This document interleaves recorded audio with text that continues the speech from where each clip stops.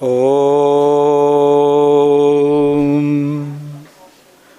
Jananim Sharadam Devim Ramakrishnam Jagadgurum Padapadmaitrayo Shritva Pranamami Muhur Muhur. Good evening to one and all. We are here for second day lecture session by revered Swami Sarvapriyananda Maharaj. Today's topic is non-dual realization based on Astavakra Samhita. As Maharaj will come and start, few announcements, few informations. These lectures are as a part of Centenary celebration of Ramakrishna Mutt and Ramakrishna Mission Mumbai Center. As most of you are aware by now, we celebrated 3 days inaugural function on 21st, 22nd and 23rd. 22nd, the Akshaya Tritiya day, was the Centenary day. This Centenary celebration would be for the whole year, which has started from inaugural function now, and will culminate next year in April. Throughout the year, there would be different programs, events. So all devotees, well-wishers, volunteers, each one of us can keep ourselves updated by following our website, that is Ramakrishna Mission's website, as well as keeping in touch with each other.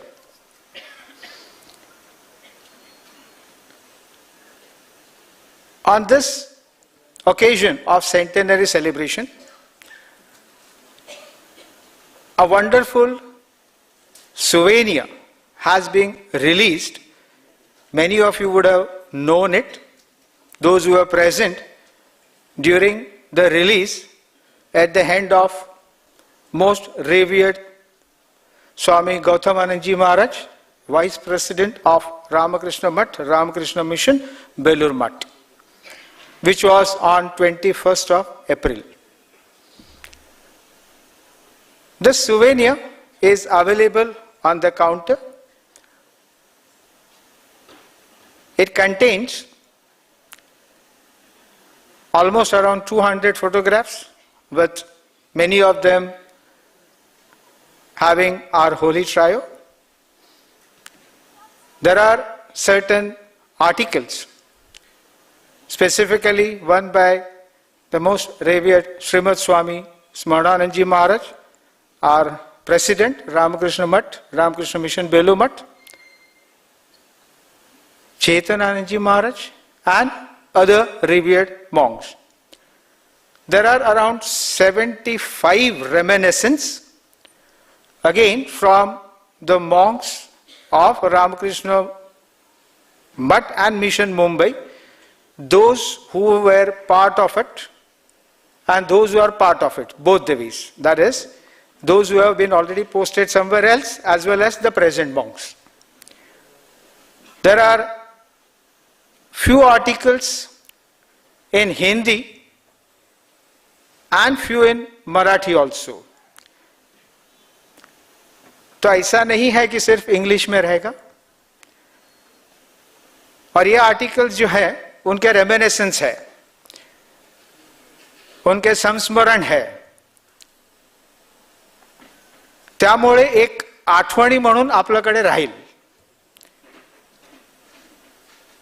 तो ह्या शताब्दी महोत्सवचा souvenir आपण सगळ्यांनी घ्यावं आणि enjoy करावं आणि आपल्या संस्कृतीमध्ये ठेवायचं, तशी आपली इच्छा. तसेच इस शताब्दी महोत्सव पर एक खास मेमेंटो तैयार किया गया है विद श्री श्री ठाकुर, श्री श्री मां एंड स्वामी जी, तीनों फोटोग्राफ के साथ, which can be placed on the table and we can carry it with us in our luggage wherever we move, and we can have it again placed on the table. So that memento is also available on the counter in the foyer. Kindly have a look and you can purchase also.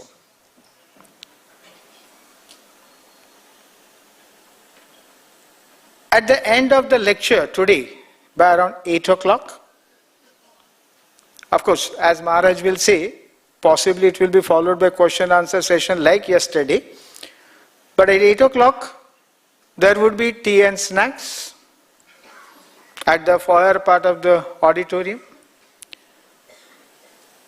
So all of you make sure that you have that small tea and snacks and fill up your stomach before you go home. Yeah. It will be at the end of the lecture, not at 8 o'clock. I repeat, it will be at the end of the lecture. That is what Ratanji reminded. Another request, we are all here to listen Swami ji. हम सब यहाँ पर स्वामी जी को सुनने के लिए आए. So it's a request. So Maharaj is among us. Pranam Maharaj. Please sit. So it's a request to all the devotees in the auditorium that let's not disturb our neighbor, our friends, those who want to listen Swami ji. So please keep our mobile on silent mode or put it off. Thank you. बस ठीक है. एक second का delay होता है. ठीक है. Button दबाएंगे तो तुरंत आएगा. ठीक है. Thank you.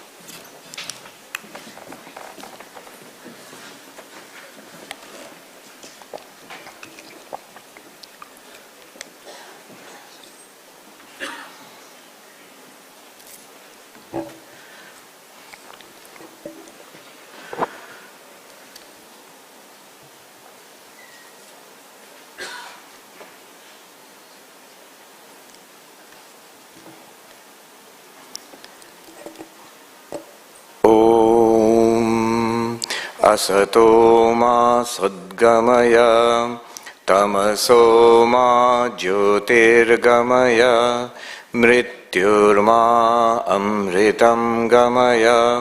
Om Shanti Shanti Shanti. Om, lead us from the unreal to the real, lead us from darkness unto light, lead us from death to immortality. Om, peace, peace, peace. Namaste and good evening, everybody. Pranams to revered Swami Satyadevanji Maharaj, other senior monks who are here. And namaskars to everybody else present here. So this is the second evening of these talks, of these three talks on Advaita. Today also happens to be Shankara Jayanti. Yes, it's very auspicious and a very nice coincidence that today we are discussing Advaita Vedanta on Shankara Jayanti. And the text that we have selected, one of my favorite texts, is the Astavakra Samhita. Now this Astavakra Samhita, there is a uniqueness about this text. Advaita Vedanta, the root texts are the Upanishads, Bhagavad Gita, the Brahma Sutra, and a variety of other texts called Prakarana Granthas, introductory texts. So the Upanishads are basically what we call Shravana Pradhana. Primarily they are meant for instructions for hearing. There are other texts which are what we might call Manana Pradhana. Texts like Khandana Khandakadya, Chitsukhi, Advaita Siddhi, full of subtle argumentation, reasoning. So the difference would be the Shravana Pradhana texts, they give us the teaching. The essence of the teaching of Advaita Vedanta is given by these texts with Upanishad and other texts like the Bhagavad Gita and Prakarana Granthas. Once we hear these texts, then we have got some questions, some doubts come to our mind. And these questions are dealt with in great depth in the Manana Pradhana texts. So various kinds of doubts come to our mind and answers, Purva Paksha, the opposing points of view are taken up, reasoned out in great depth with a lot of intensity. The books like Advaita Siddhi, Chitsukhi, Khandana Khandakadya and others, so they are Manana Pradhana. In fact, in many of the texts, the Prakarana Granthas, the introductory texts, you will find in some sections, there's a lot of argumentation, a lot of reasoning, involved reasoning. And then there are texts which one would say is Nididhyasana Pradhana. Nididhyasana Pradhana means once we have got the teaching, once we have reasoned it out, and then you have a clarity, a certain clarity, certain insight comes. And to stay with that insight, to immerse ourselves in that insight, into Advaita, or the Advaitic insight, that is Nididhyasana, staying with it. There are texts which help us to do that. And Astavakra Gita is preeminently one of those texts. There are others also, Avadhuta Gita and others. So Astavakra is very unique that way. Sri Ramakrishna, in fact, is a book that he recommended to Swami Vivekananda. And Swami Vivekananda was at first not very appreciative of the text. He said that, what craziness is this? The pot is also God, the table is also God, the door is also God, the window is also God. Were the rishis, the ones who gave these teachings, were they crazy? And Sri Ramakrishna, he said, why are you abusing the rishis? He just touched Swami Vivekananda and Narendranath Datta at that time. And he had this experience of this oneness, this one consciousness everywhere. Now, that is the best way of understanding or realizing Advaita Vedanta, if you have someone like Sri Ramakrishna who touches you and suddenly you see. But the next best level is to, experience a text like the Astavakra Gita, where this truth is given to us with such power, such clarity. The Astavakra Gita itself, the language is very simple, very direct Sanskrit. There are no arguments there. There is no subtle argumentation there. Rather, the same truth is repeated again and again in what might just be called a grand monotony. That you are Brahman. This one thing is told to us again and again and again. One of the translators, whom I like a lot, Thomas Byrom, he was a disciple of a 20th century sadhu, not Neem Karoli Baba. He was a disciple of Hanumanji. I forget. Not Neem Karoli Baba. Anyway, this Thomas Byron, he said that my guru is to tell me that Astavakra is the purest of the scriptures. My guru is to tell me that. And Swami Vivekananda himself has said that spirituality is alive because of texts like this, like the Astavakra Gita. So Thomas Byrom, in his introduction to his translation, the translation it's a very beautiful, poetic translation. It's called The Heart of Awareness, The Heart of Awareness. In that introduction, he says that when all the scriptures have finished saying what they want to say, when all the philosophers and sages have spoken and fallen silent, Astavakra begins. And what words they are. It's like the words of light, luminosity. They appear on the pages and they seem to disappear immediately after they are, when they appear, back into the light from which they came. So very poetically he describes the Astavakra Gita. Anyway, enough advertisement. There is a danger to such texts. There is a danger. I remember I was in Gangotri at one time, and there was this, in the nearby hut, there was this other gentleman who was reading the Astavakra Gita. And I got talking with him, a senior retired gentleman. He was staying in that hut and studying. Day and night he would study the Astavakra Gita, and I would too. I also had taken that same text to Gangotri. And this gentleman said that, "Arey, isme to asli baat hai. This is the real teaching. My Guru, why he did not tell me about this? My Guru is spending his time in worshipping Tulsi plant and doing japa of Krishna mantra." I said, "Where did you get this book?" "From my Guru." "Do you think he has read the book?" So yes. "And after that also he is worshipping the Tulsi plant and repeating Krishna mantra?" He said, "Haan, wo to hai." So there is this danger in, one feels that, oh, this is the highest truth. What is the use of bhakti? What is the use of meditation? What is the use of ritualistic worship? So that is a misconception. That's the danger of texts like Astavakra, which give us the raw, unfiltered truth directly. But it needs to be supported by all other forms of sadhana. In the Astavakra, we get a dialogue between the sage Astavakra and his student, King Janaka. And powerful text. At the end of the first chapter, Janaka gets enlightenment. First chapter. And in the second chapter, Raja Janaka is talking about his enlightenment. What has he experienced, or what is he experiencing? So what I was thinking today is, in the time that we have, we'll talk about this non-dual realization which Janaka had. That's the subject for this evening. And Janaka himself talks about it. And after that we'll have our usual Q&A, a question-answer session. Janaka, in the second chapter of the Astavakra, he says, this is I think the 17th verse. It's a pretty big chapter where he talks about his realization.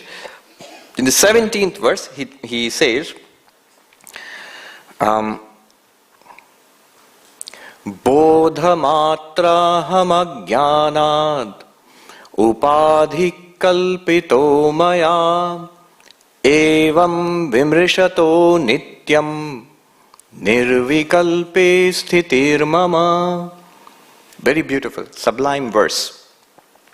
He says, I am pure consciousness, bodhamatra, consciousness only, bodhamatra. Ajnanat, by ignorance, because of ignorance, upadhis have been imagined by me. Now what is this upadhi and what does it mean? We'll see later. Upadhis have been imagined by me. Limitations have been imagined by me.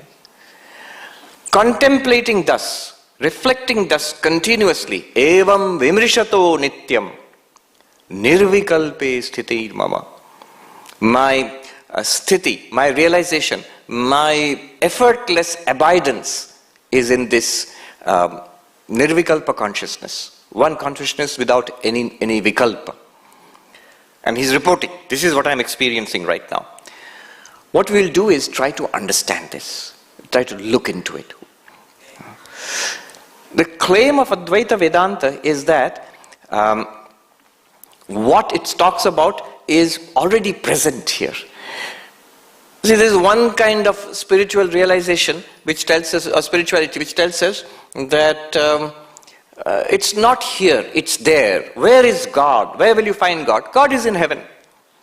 There's a poet who says, God's in heaven and all's right with the world. So where is God? Not here, there. So spirituality is not here, there, spirituality is separated from us by space. That's one kind of one kind of understanding. So spirituality is a journey in space, from here to there. What is there? Heaven. From here to there. That's one kind. Another kind of spiritual journey might be a journey in time. Not now. When you're driving along in the United States, sometimes you see big hoardings. It says, after death you will meet God. Little ominous. So after death you will meet God. And below it will be written 1800, call this number and you will... So that's one kind of spirituality. After death you will meet God. It's a spiritual journey in time. Abhi nahi, tab. After death.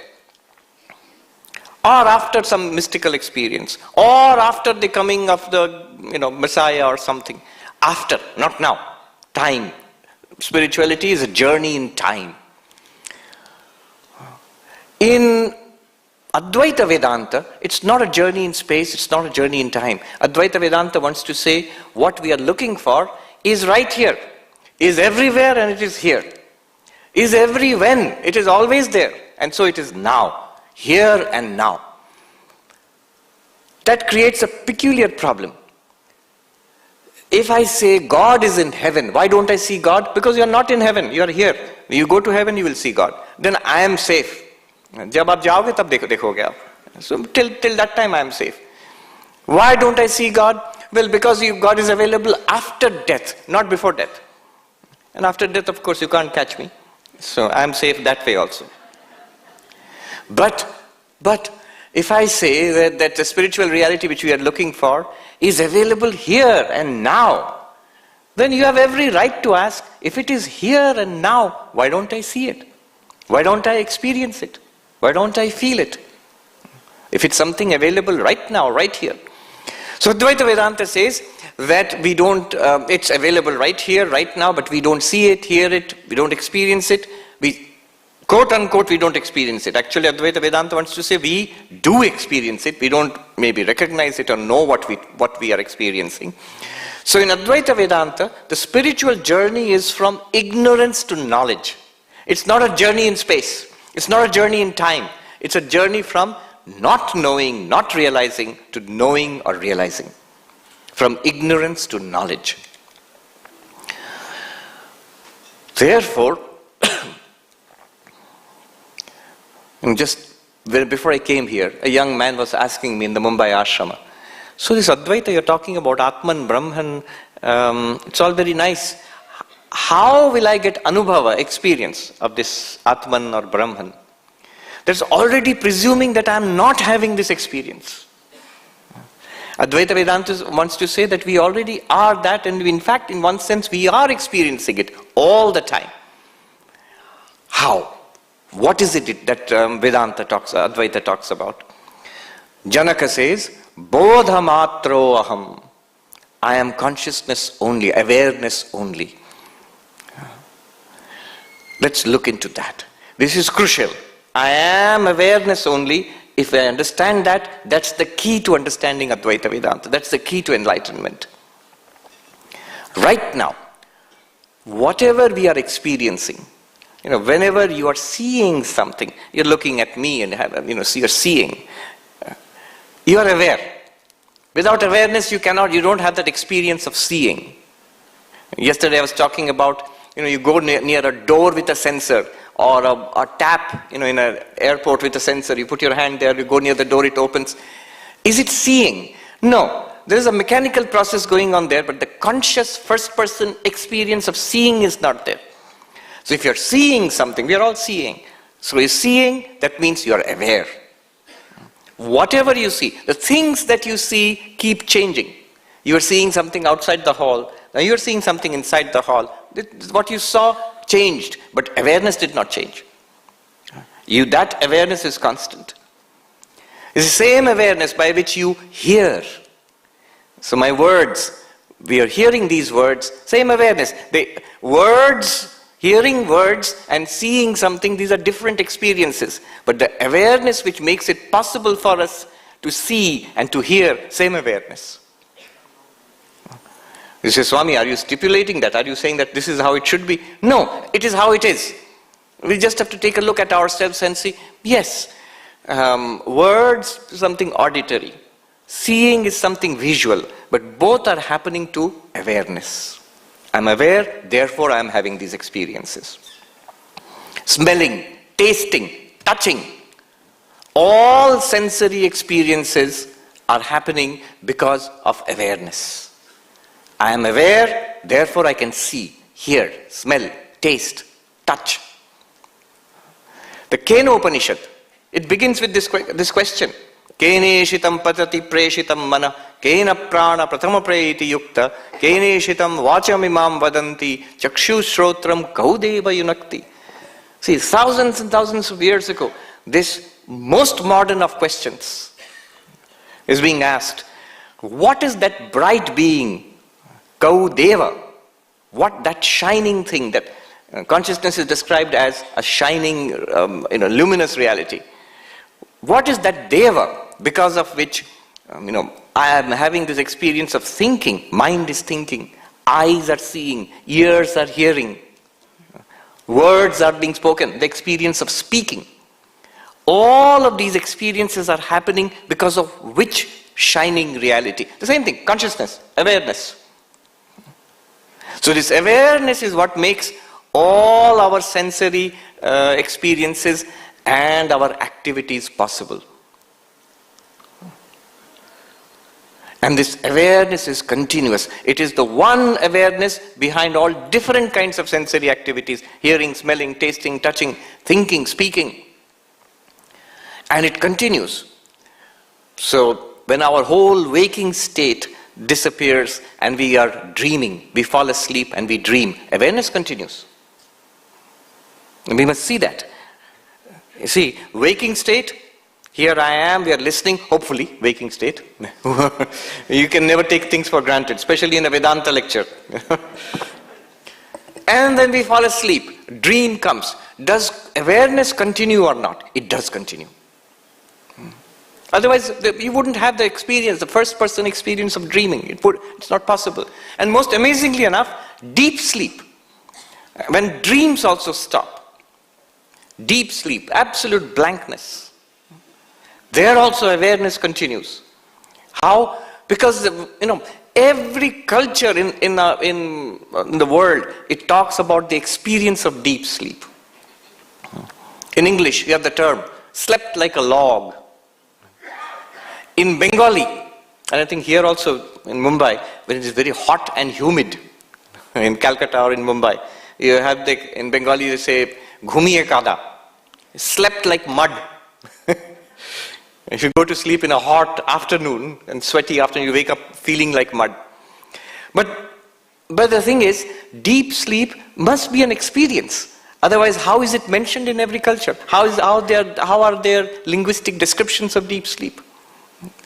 And the Vedanta describes deep sleep as the experience of, I slept happily, I did not know anything. As we come out of deep sleep, we look back upon it and we formulate this, that was also an experience. I was awake, I fell asleep, I dreamt, and there were periods of no dream at all. And now I'm awake again. If deep sleep was not an experience, you know what would have happened? I would have had experience of waking, I would have experience of dreams, and then again of waking. I wouldn't even refer to something like a dreamless blankness. So deep sleep is not the absence of experience, it is the experience of absence. I remember there was this Sankhya philosopher, an American, Professor Larson. So it was in the Institute of Culture about a couple of decades back. There were a series of seminars on consciousness studies. So there were these neuroscientists and philosophers, and they really couldn't see eye to eye. And then this Professor Larson asked the neuroscientist, Doctor, in neuroscience, in deep sleep, is there consciousness or not? What is your point of view? And this was more than 2 decades ago. And the doctor said, in deep sleep there is no consciousness. That's our view. Deep sleep there is no consciousness. And this Professor Larson said, well, according to Sankhya, according to Advaita Vedanta, in deep sleep there is only consciousness. There's a difference. It's like light streaming from the sun, in deep space. It looks dark. It looks absolutely dark out there in space. But it's not dark, it's full of light. If a comet passes through it, you will see the tail of the comet blazing with light. Not that the comet carries its own light, it's not self-illumined. You need something to reflect that light. So the light streaming from the sun, between the sun and the earth, it seems dark when a comet passes through it, or when a satellite passes overhead in the evening, you see it shining. With what light? Light of the sun. So, in deep sleep, consciousness alone, awareness alone is there. Or another way of looking at it is, awareness is there and it illumines the darkness of deep sleep. That is the blankness, where subject and object are sort of mushed into one, so to say. This awareness continues in waking, dreaming, deep sleep. We had a Swami who was in our center in South Africa, Swami Sarvapriyananda. So he used to explain these things with very nice stories. So he said that, you know what it is like in the station here, in the railway station in Mumbai, I think it's called the Chhatrapati Shivaji terminus. So at that time I think it was called the Victoria terminus or something like that, yes. So he says that, see, there's a station master sitting there. On platform number 1, a big train is coming, say something like, at that time Rajdhani Express was elite train, you know, a very famous train. It's coming in, and there's full of activity. People are getting down, people are getting on the train, and the station master is watching. After some time, that express, Rajdhani Express, goes away. Station master did not come in with the train, station master did not leave with the train, station master is watching. After some time, goods train, Malgadi, goods train comes into the station. Not so many people get in, nobody, maybe the train driver gets down for a cup of tea and then gets back on the engine, and then it moves away. It's sort of hazy and not much activity. Station master is watching. He does not come with the train, does not go away with the train. And then next, the platform is empty. No train is coming. Station master is still there. He has not gone away. Even the empty platform is watching. Now what is this? What is this demonstrating? So the Swami says that the Rajdhani Express is the waking state. You are there, the station master, you awareness, it comes in with all its activity, responsibilities, problems, prospects. When you wake up in the morning, so many things to be done, so many problems to be faced. Industrial grade reality, it chugs into the station, you know. And then it goes away. You fall asleep, maybe in the afternoon or at night. And the goods train is like the dream state. It comes in, it's a little vague, little smoky, and not much activity. And then that also goes away. And then deep sleep is like empty platform. No content is there. Station master, who is the station master? You, the consciousness, the awareness. You are watching. So this is a very nice example to illustrate the Mandukya Upanishad. The waking state comes and goes, the dream state comes and goes, the deep sleep state comes and goes. The fourth, this awareness, which is watching all of this. See, our common sense idea of this is, I am this person, the waker, this is reality. Sometimes I fall asleep and I, the waker, forget my nature and I am the person who's dreaming in that dream. Then that is also extinguished, and deep sleep. Then I come back, I am the waker, this is my reality. This is how we normally look at it. The Mandukya Upanishad says that no, waker and the waking state, that's one pair. Dreamer and the dream state, that's the second pair. And deep sleeper and the deep sleep state, that's the third pair. All these three pairs, they come and go in one light, which is awareness alone, in that one awareness. This awareness continues. Different states come and go, it continues. Our emotions, happy, unhappy, elated, depressed, same awareness. Awareness is not happy, or awareness does not get depressed. Awareness does not get elated. Awareness does not get, it does not sink into depression. All the emotional states come and go. Awareness is constant. So in all our perceptions, one awareness. In all our emotions, one awareness. In waking, dreaming, deep sleep, one awareness. And if there is nothing to be aware of, awareness continues. Like in deep sleep, like in samadhi, like in coma, one awareness continues. Janaka says, that awareness I am, bodha matra aham. What have I realized? I am that one unchanging, undying, immortal awareness. Bodha matra aham. Now, if we reflect a little bit on this, he says in the second line, Janaka says, Evam vimrishatam nityam. As I constantly reflect upon the fact that I am this one awareness, if you reflect upon it, this one awareness, does it grow old? Does it grow sick? Does it die? No. Awareness does not grow old or sick, or nor does it die. It's constant and unchanging. That's something that can happen to the body. Does this awareness become depressed, unhappy? That's something that's happening to the mind. Awareness is free of the problems of the body. It's free of the problems of the mind.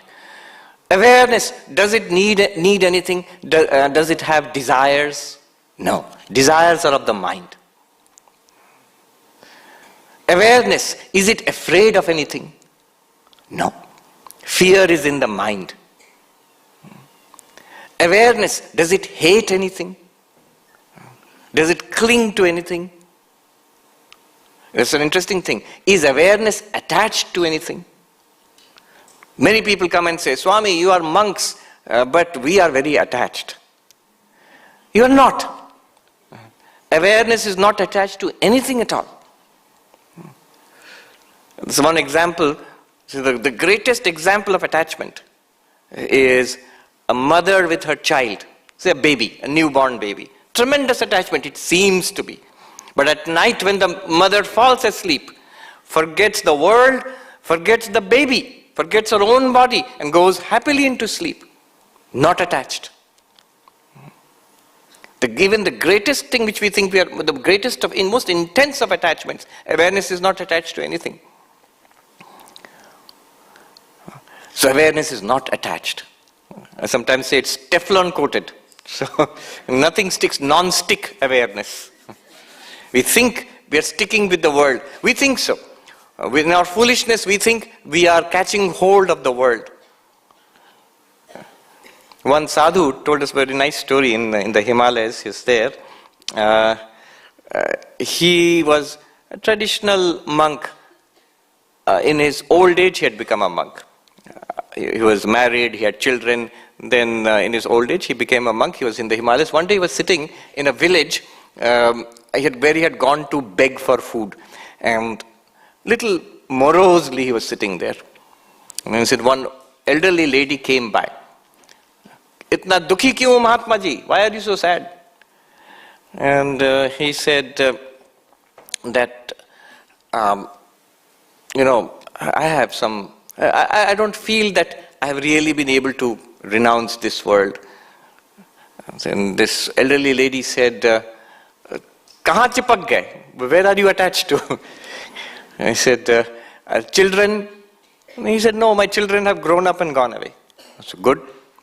Money? He said, wo sab de diya, dusron mein baant diya.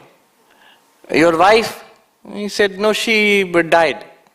Then tu kahan chipke ho aap? You are not attached, you are not sticking to anything at all. Everything goes away. We think we are holding on to things. The things don't hold on to us. So this awareness is nothing sticks to this awareness. Nothing sticks to it. It's like light. Light illumines what comes on this stage. So before this, the stage was empty. Light was illumining an empty stage. Then an announcer came. Light illumined the announcer. Then the announcer went away. I came. The light is illumining this. After some time I will go away. Again the empty stage will be illuminated with light. Nothing sticks to that light. It comes and goes. Awareness is like that. Bodha matra aham. So, evam vimrishatam nityam. Janaka says, as I reflect on this, I begin to see as bodha, as awareness only, I have no problems at all. I have no problems. I do not have the fear of death. I do not have desire. I do not have frustration. I do not have fear. I do not have depression.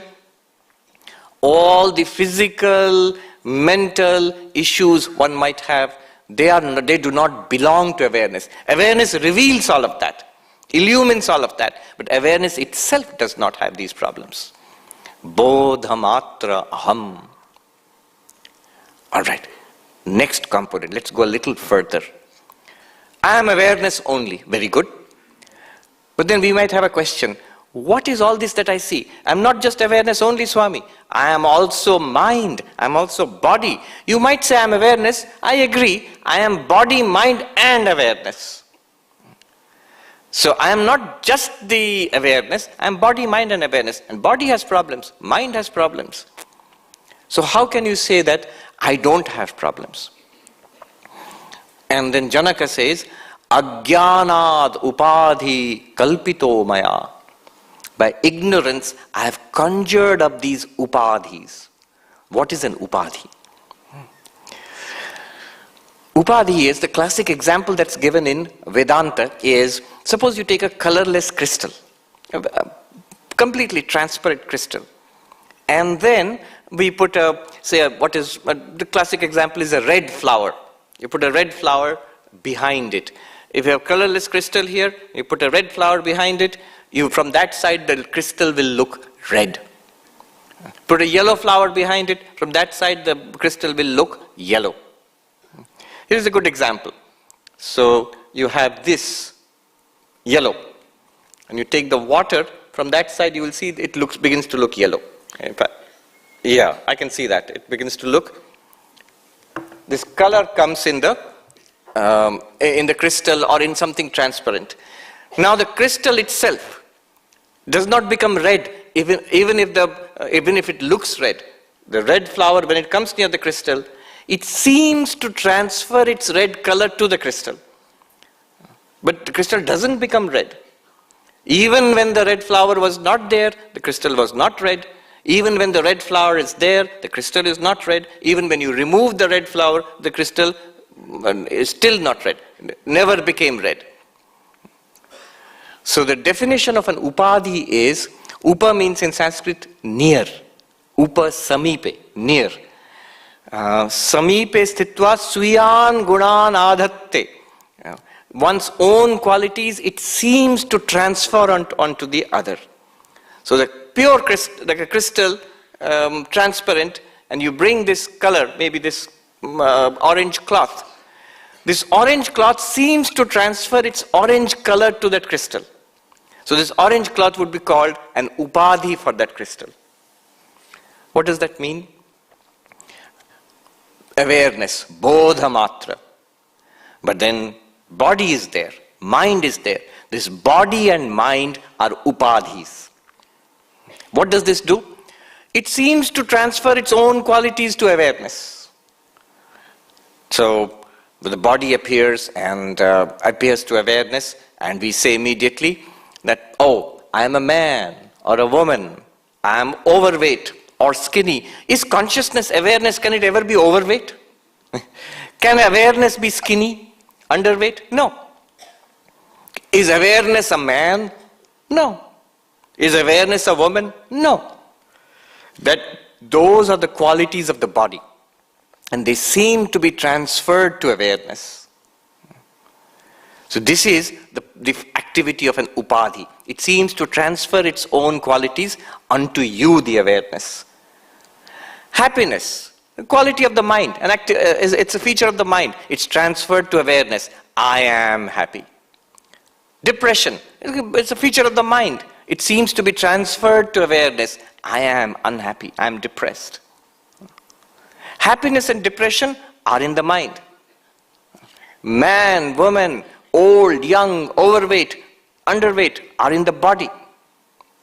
But they seem to transfer their qualities to you, the awareness. And then we get mixed up. See, one of the best pieces of advice in Advaita Vedanta was given by a monk who said, he put it this way, Jo jahan ka hai Mahatma ji, usko wahin rehne do. So whatever belongs to wherever, let it remain in its own place. That is Advaita Vedanta. That's it. Old age, disease, death belongs to body. Let it be in the body, not in awareness. And it's a fact. Like the red color of the flower, it seems to appear in the crystal. Similarly, old age, disease, death, which are properties of the body, they appear in awareness. But just as the crystal is never red, even when the red color appears, never yellow when the yellow color appears, similarly, awareness is never old or young or diseased or dying, even when this experience of being old, young, diseased, dying, when it appears, even then awareness is not old or young or diseased or dying.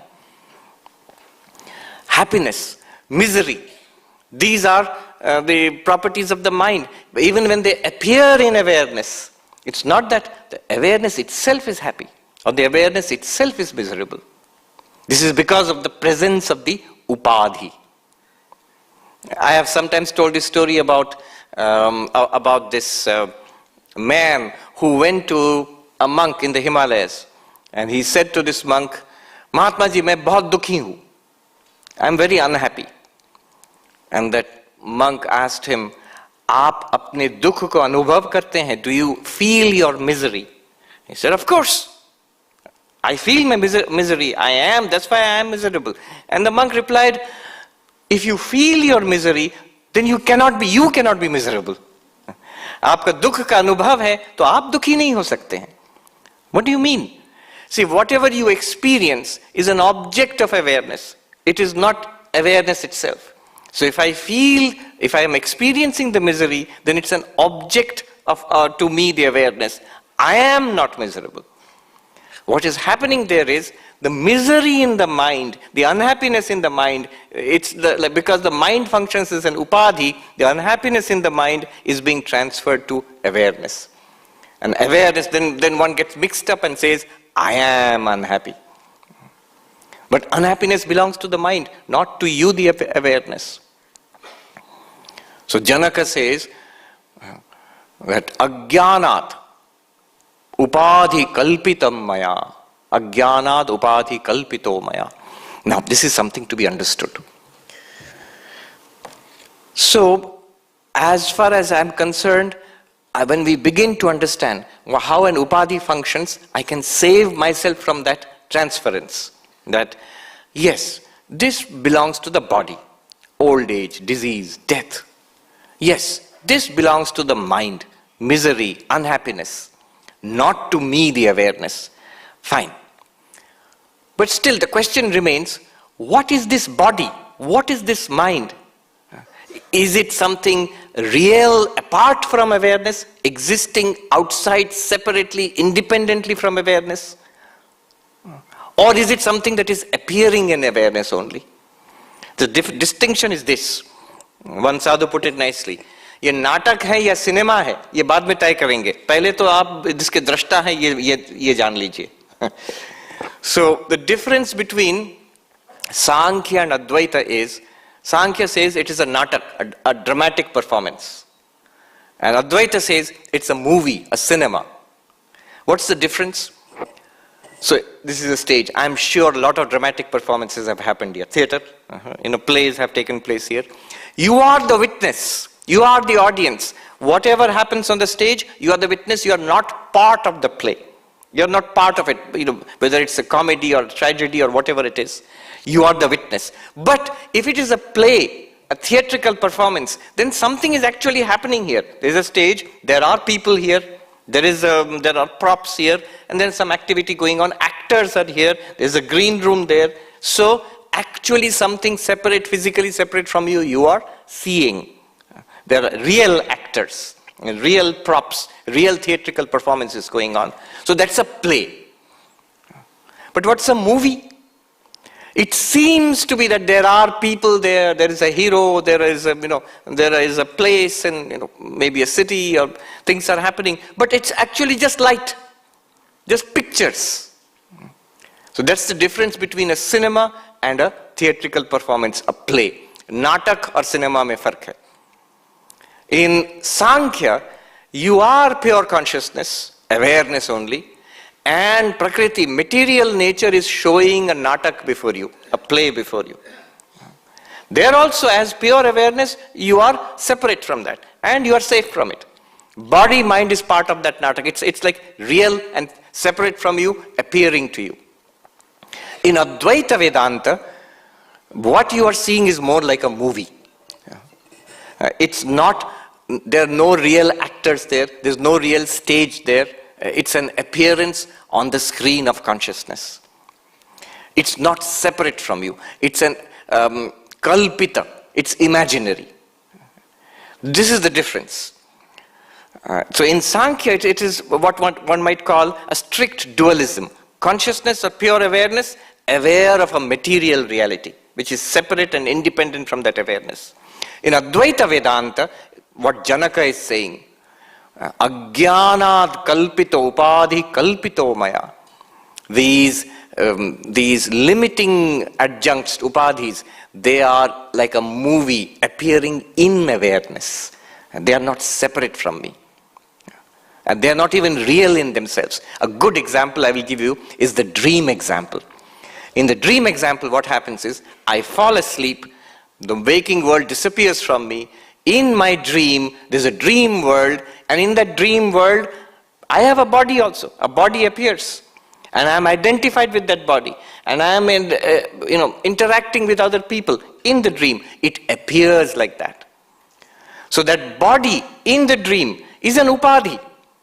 In the dream itself, I can feel that, oh, I am this man, this person, maybe I'm young or old, whatever it is, all the qualities of the body in the dream, they appear in me, the dreaming mind. But all the time, even that body is not a real independent entity apart from me. It's imagined in me. Even the qualities of that body are imagined in me. There is no second separate existence. This is Advaita Vedanta. In awareness, the upadhis appear in the mind, in the awareness itself. They are not separate entities which seem to be transferring their qualities onto awareness. It's a subtle concept, but it's a very powerful concept. Ajnana, because of ignorance, these upadhis seem to appear in me, and they seem to transfer their qualities upon me. When the knowledge arises, two things happen. When I am now aware, jo cheez jahan ka hai, usko wahin rehne do. The qualities which belong, wherever they belong to, keep them there. Old age belongs to the body. It's there. Disease belongs to the body. It's there, not in me, the awareness. Hunger and thirst belongs to prana, not in me, the awareness. Misery, unhappiness, depression belongs to mind, not in me, the awareness. This is a very interesting section in Upadesha Sahasri, in Shankaracharya, whose birthday it is today. So he is talking about these upadhis, these objects of awareness. And he says, I am not the body, just as I am not this object. This is a ghata, like a pot, it's an object. It's something that appears to me in awareness, so I am not it. It's an object. The body is also something that appears to me in awareness. So therefore, I am not even the body. It's an object. Now the shishya, the student, asks a question. The question he asks is, you cannot compare the body with this object, because this object is separate. Nothing happens to me if somebody hits this object or burns this object. But if somebody burns my body, puts a little bit of fire, it hurts. How can I say that this body is an object like that object? You see, the question is, if there is somebody, a little burn is there, the pinch is there, I feel it. Now Shankaracharya says there, so you feel pain when the body is burnt. There's a burn in the body. Yes, I feel pain. That pain is also an object. You are aware of it, therefore it's an object. It appears in you, the awareness. Just as the body appears in awareness, the pain also appears in awareness. It's an appearance, and therefore you are not it. Don't say that consciousness is in pain. Consciousness illumines pain. Janaka says, Evam vimrishatam nityam. In this way, I reflect continuously. This is a practice. This continuous reflection, in Vedanta, this is called vichara, an inquiry. When do you do this? Nityam, continuously. Every opportunity, every experience shows to us, one, that I am bodhamatra, awareness only. And it shows to me how this body-mind is upadhi. It appears in awareness and seems to transfer its qualities unto me. When I am aware of this, aware of myself as awareness, I will not allow this transference of qualities to happen. Jo cheez jahan ka hai, usko wahin rehne do. And therefore, what is the conclusion? Janaka says, Nirvikalpe sthitir mama. So I am established in my nirvikalpa nature. What is the nirvikalpa nature? See, everything in this world is savikalpa, with alternative, with change, subject to change, different states. The body has vikalpa, youth, middle age, old age, health, disease, these are the vikalpas of the body. The mind has vikalpa, happiness, misery, knowledge, ignorance, remembering, forgetting, all are vikalpa of the mind. Prana has vikalpa, hunger and thirst and illness and health. This is prana, vikalpa, change. But the awareness itself, no vikalpa. It is constant and ever shining. This constant and ever shining awareness, I am. Bodhamatra. Bodhamatra. A person might ask this question, why are you saying I am awareness only? Isn't it more logical to say, I am awareness, I don't deny that I am awareness, but also I am mind, I am body. Body, mind, awareness together. One sadhu put it nicely, Wah, gadha bhi aur ghoda bhi. Ek saath. No. Why I am awareness only and not mind-body awareness?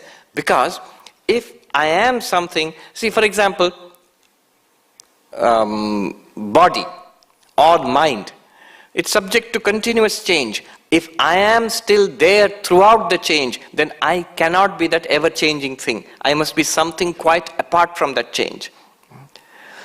If I am the mind, the mind is, for example, the mind is sometimes happy. Mind is nothing other than the vrittis. So a happy vritti comes in the mind. If I am the mind, then that happy vritti will never go away, it will always be there. But it goes away. I am still there. That means I am not literally that vritti of that mind. Childhood, middle age, old age, these belong to the body. If I am the body, then I'll either be an eternal child or an eternal middle-aged person or an eternally old-age person. But middle age, childhood, old age, they come and go. I am still there. Therefore, I cannot be that changing body. I cannot be that changing mind. I am awareness only. Experiencing that changing mind, experiencing that changing body. This is called Nirvikalpe Sthitir Mama, a very, very beautiful phrase.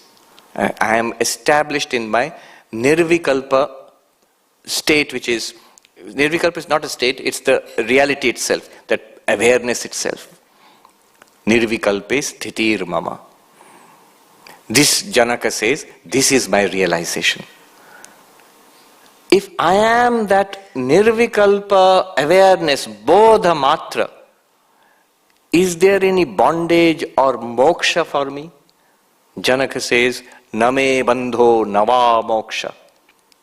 He is just repeating, like Shankaracharya himself sings that, what is that? Na dharmo na chartho na kamo na moksha chidananda rupa shivoham shivoham.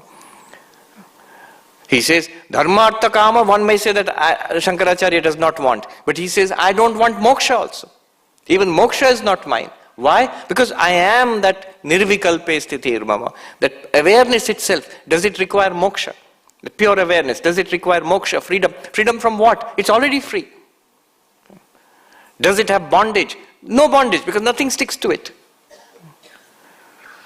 The bondage of the body does not belong to awareness. The bondage of the mind does not belong to awareness. Okay. I think I've belabored the point more than enough. So this is what Janaka says. This is my state. This is my realization. Please read the second chapter of the Astavakra Gita. Wonderful. This is very sublime. This is Nididhyasana. You stay with Janaka and try to see from his perspective. The beautiful thing is what Janaka is saying, this is my realization, is a common state for all of us. We all of us, we have that. We don't see it. And that's our problem. And Janaka sees it. Even by simply reading it, one gets an inkling of what this realization could be. And that's why it's a Nididhyasana text. The knowledge is there, clarity is there, you stay with it. Good. I think we will go into the Q&A session now. And if one could give a microphone here. Yeah. And like yesterday, if you could line up, yeah, please come and stand here. They'll give a microphone to you. All right, not so many. Wait. Yeah, because we won't have that time. That's it. No more. The gentleman who's coming here, yes, please. That much only. No more. Please. Let me just finish talking to the people who have already queued up. We already have more than enough because we won't have time for so many questions. Please tell us your name and ask the question. Pranam Swamiji, my name is Vijit Singh. Yes. And before I ask the question, I just want to say I hope my question doesn't sound too clever, and if it sounds like that, I apologize for it in advance. Sorry. So my question, Swamiji, is the Vedanta exercises in Drigdashya and the seer is not the seen, or the Chit Jad, they feel like NLP or pseudoscience to me. I understand it as a fact, but still have doubt. Probably because unless it is not scientifically proven and recognized by scientific body, it doesn't feel right to me. There was this book, I'm going somewhere with this question. This question is short, I'm just adding examples to add clarity to my question. Yeah. So in the book, The Charisma Myth, there is an exercise look at your emotions from the third person. So instead of saying I am happy or sad, there is a feeling of happiness or sadness. This way you separate yourself from you. This is also similar to CBT, right? So in Vedanta, I'm not the body, mind, then automatically things become in third person. So this is, Swamiji, this is a question, I do understand them and I can feel it. For me, it is real. Yes. But just that modern scientific mind, since it's not scientifically accepted and all that, I'm not able to... Drigdashya Viveka changed me completely. I could feel myself in the Sankhya manner, different from a mind-body, but I was no, this is just a thing in my head. Right. But then, what is the counter-argument against it? See, even you're saying it's not scientifically proven. I mean, we can look at it in different ways. Even what you just said, cognitive behavior therapy, CBT, that's also a scientifically accepted mode of therapy. Right. I mean, it's in fact more scientific than, say, Freudian psychoanalysis. It's sort of accepted psychiatric practice now, cognitive behavior therapy. Let me just ask a counter question. I am the witness of my thoughts. I am not my thoughts, I'm the witness of my thoughts. Right. From a scientific perspective, what's a thought? You see, from a scientific, let me explain what I'm trying to say. Science stops at neuroscience. When I say I have a thought, 2 + 2 is 4. From a scientific perspective, what is that 2 + 2, 4? At the most, a neuroscientist might, with fMRI scans, might find some activity in my neurons which correspond to my thought of 2 + 2 is equal to 4. But that subjective reporting of a thought which I have, 2 + 2 is 4. Where does it figure in any of science? Science has no space for thought. Forget pure consciousness. Science stops at the activity of the brain. So, but do we doubt that we have thoughts? Nobody doubts. Even a scientist doesn't doubt that they have thoughts. Even Daniel Dennett won't doubt that he has got thoughts. So, that this subjective experience of thinking, or any kind of subjective experience, does not find a place in science. But that does not make it any less real. So, Drigdrishya Viveka, or any of these exercises, they're not unscientific. In fact, I would say, phenomenologically speaking, how it appears to you, from that perspective, they're just reality itself. And just to add to this, like, no one can see the thoughts. So there was this documentary which I watched just 4 months back at Toronto International Film Festival. It was called Theatre of Thoughts. So what was happening in thought level? Till this date, for us, it was just electrical impulses. Yes. And all we could see was waves. I'm sorry, Swamiji, I don't have the exact picture. I don't have the recollection of it. But the thoughts could be read. So that's when because I had watched the Q&A of yours in the past, till like everything stops at that level where, the neuron level. And from there, how it switches to thought, that jump was not happening. Yeah. In that Theatre of Thoughts documentary, that jump, as I said, I'm not able to support it with clarity. That jump happened where they could see the thought and create it. So that's when it shook my entire Advaita foundations. From an Advaitic perspective or even a Sankhyan perspective, even thought is still material. Why? Because anything that's an object to consciousness in Vedanta is called jada, and Chit jada. Yeah. So it's an appearance in consciousness.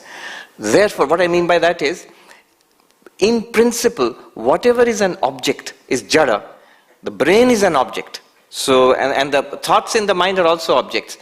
From an Advaitic perspective or Sankhyan perspective, that there should be a strict correspondence between thoughts and brain activity is not a big problem. In principle, it's fine. Because both are objective. Correct. Right? Yes. So, if you can read thoughts which correspond, there's a strict one-to-one mapping between brain activity and thought. From a Sankhyan perspective, it's not a big deal. It's fine, actually. So, the thoughts can be read and created exactly without the person saying it. Yeah. It's still... It's quite possible in principle, and why not? But you as consciousness, you are experiencing that. And to the director in the movie, I actually went on to this questions, consciousness, and the director just stopped me in the auditorium. Please don't start anything with consciousness. I don't even want to go that route. Yeah, they wouldn't want to go there. Yeah. It's very difficult to handle in that paradigm. Consciousness, from the paradigm which the director would be coming, it's very difficult to handle. There's something like consciousness there. Swamiji, chota mo badi baat, but you should watch that documentary. It was specifically for people with consciousness. It was maddening. Everybody has consciousness, don't worry. Not specifically for people with consciousness. No, I'm joking, yes. From analysis. Yes. And just before I go, Swamiji, one last thing.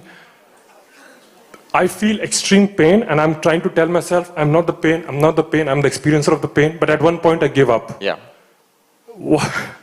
How do I stay with myself? How do you stay with yourself? You can even use that pain.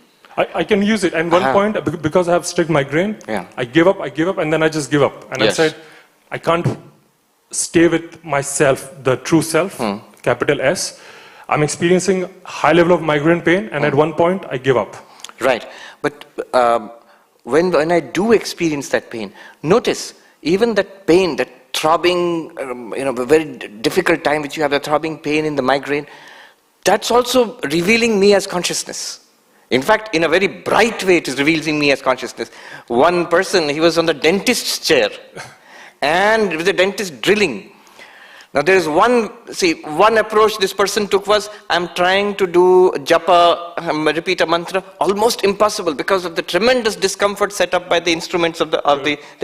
But I am awareness, very easy to do there, because awareness is revealing that very drilling, that great discomfort is sort of manifesting awareness in a great degree. You can say, I am this brightness which is being revealed by every burst of pain in the tooth.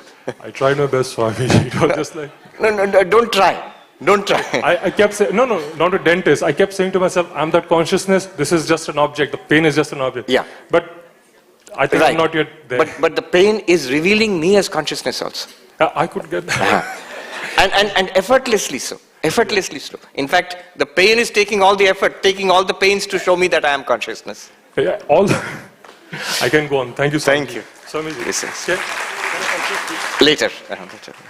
Please tell us your name and ask the question. Namaste, Swamiji. Namaste. I'm just taking 2 points from 2 of your discourses, which I think the whole world listens to. But before that, I have a question. Yesterday you said not more than 1 question. So can I have a rapid fire question with you? Well, okay. Do a couple of questions. Let's see how it goes. Okay. So this is from your discourse, which is called Knowing is Being. In which you have said, Brahmaiva Bhavati. Now, Brahmavid Brahmaiva Bhavati. Knower of Brahman is Brahman. Now, I want to link it to consciousness. That is where my question to you arises. If I am Brahman and Yes. I am consciousness, but in that you've said very clearly that unless divinity manifests within, you cannot get enlightened. Right? Yes. What I meant there was that full enlightenment is not only knowing that I am Brahman, but it should be reflected in my actions.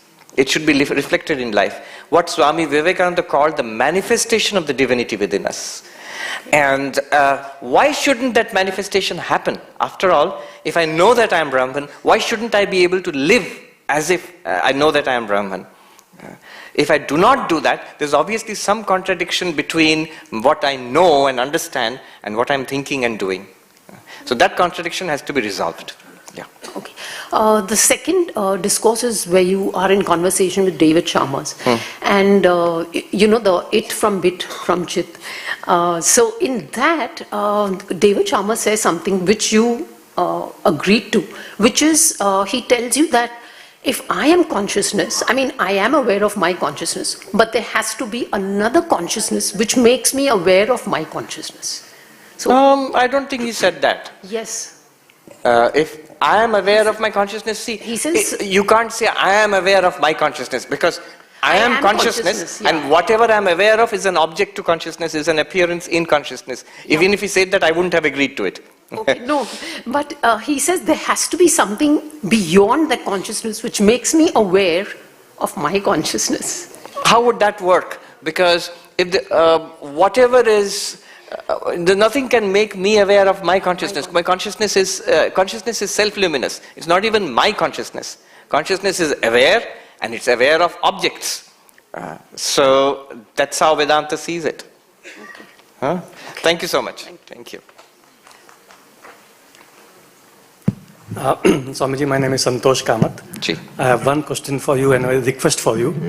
It's very unfair that our US counterparts can see you and meet you every day, but we'll have to wait for a year for you to come back again. So please keep coming to Mumbai often.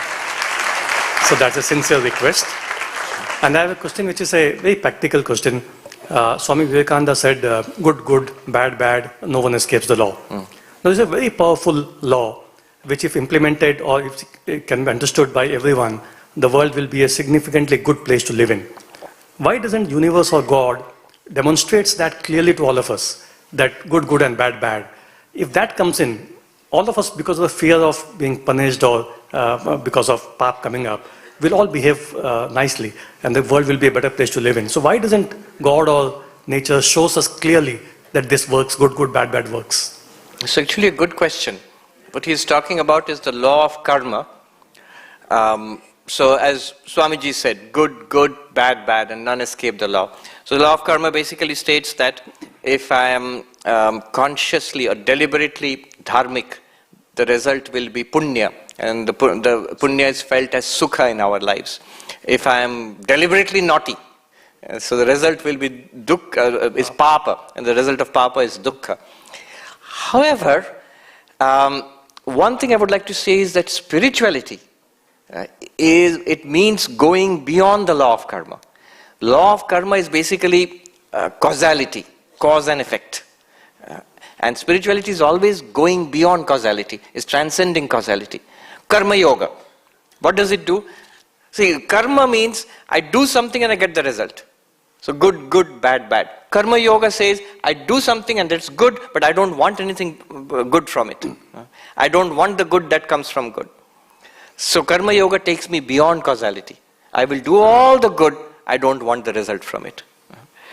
Bhakti yoga, love. So generally when we love, we want love in return. That's the worldly kind of love. But bhakti yoga, I love without any desire for a reciprocation. The ahetuki bhakti, or a devotion to God without setting any preconditions. Unconditional love. That takes you beyond causality. Jnana, it shows you that your real nature, pure consciousness, is bodha matra, is beyond causality.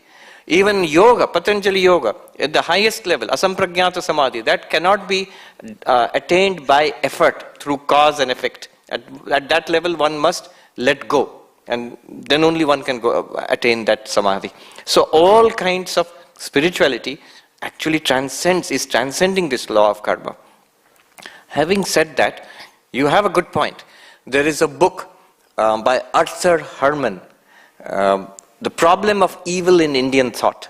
So he asks, if there is God, then why is there so much suffering in the world? The cause of unhappiness and misery, the problem of evil. This is something that every religion has to answer. And he gives a whole list of, I think, 23 or 24 theories, answers to this question. And he says the best answer that I have come across in the theologies of the world, he says, is this Indian idea of karma. So, yes, why doesn't God make us more aware of this? I think, our instinct thing is that we want to get the result of good karma, but we don't want to do good karma. And we want to do all the mischievous karma, but we don't want the result of that mischievous karma. We'll leave it at that. Thank you. Namaste. Pranam Swamiji. My name is Jyoti, and I would like to ask just two questions, one on theory and one on practical, and then just a small request. Okay? So you have a full agenda. Swamiji, in today's science-oriented world, it is difficult to believe in certain principles of Advaita Vedanta. So how do you reconcile this philosophy and science? And a related question, lots of studies have been done on NDE, hypnotic regression therapy, where claims have been made that there is eternal soul which survives death, there is presence of divine being or light, earth is just a play, and so on. So what is your take on this? And do you think these findings are consistent with the Advaita philosophy? Okay, two good questions. The first one is that how you find certain principles of Advaita Vedanta which you feel that they are not consistent with science. Like what? Like everything is Brahman. And if we say in Vyavharik reality, like I cannot say this looks like Brahman. You often give examples. What does Brahman look like? No, Swamiji, just... True. I think the one theory, the one philosophy which might be sort of preeminently acceptable to science would be Advaita Vedanta. Just in a couple of days ago I was just mentioning Dr. R. Chidambaram, Principal Scientific Advisor to the Prime Minister, he was in the program, in the Centenary program. The first sentence he uttered was, I personally believe in Advaita Vedanta. So, a skeptical, rational mind, when you inquire into Advaita Vedanta, is it entirely and quite easily acceptable? I wouldn't say that. Then every scientist would accept it. But is it logical? Is it rational? Yes. Does it contradict any scientific theory? No. It is not contradictory to science. That's the beauty of Advaita Vedanta. So it gives full play to scientific inquiry. So you can have all the science that you want, and Advaita is perfectly comfortable with it. The other philosophies or theologies are not comfortable with that, because they make some claims about this world which science can investigate and find it to be false, and then there's a clash. Advaita Vedanta does not have that problem. Right. I met this mathematician, Marcus du Sautoy. So this gentleman, he is a successor to Richard Dawkins. Richard Dawkins is he is the biologist who. So there's a British government has a post for the advancement of scientific understanding, and Richard Dawkins was in this post. And as you know, he was a militant atheist. He is a militant atheist. Yes. So this mathematician, Marcus du Sautoy, he told me that he is in the same post now, and his approach is a conciliatory approach to religion, not attacking religion, not as a militant atheist, but trying to explain the scientific approach to people who believe in spirituality, and trying to understand from people who believe in spirituality, trying to understand something from them. I met him in a class where I was teaching Aparoksha Anubhuti, and he sat through all the classes, and he had some very good questions to ask after that. One thing which I think he liked was that apparently there's no direct conflict between the Advaitic approach and scientific inquiry. The second question about hypnotic regression therapy and all this. In Advaita Vedanta does not have any problem with that. The one thing to understand about Advaita Vedanta is that Advaita is not interested in the contents of experience. Advaita is not interested in what I am experiencing. Advaita is interested in that which is experiencing everything. So if I have NDE is near-death experience. So that's a kind of experience. Notice, even that kind of experience requires consciousness. Unless you are a conscious being, you can't have a near-death experience, pre-death experience, post-death experience, death experience. All of that, those are contents of experience. Those are something that awareness experiences or makes it possible. Hypnotic regression, these are all contents of awareness or contents of experience. Advaita is interested in awareness itself, not what it experiences. But when we say, Let me just say one more thing, let me add. Okay. The French philosopher and mathematician Descartes, he said something quite poignant in his meditations. He says, his inquiry was, I'll doubt whatever can be doubted. And then he comes to what cannot be doubted. So I can doubt everything in this world, including this body even, but what I cannot doubt is the fact that I'm doubting. So his cogito ergo sum, that I think, therefore I exist. So this is very well known.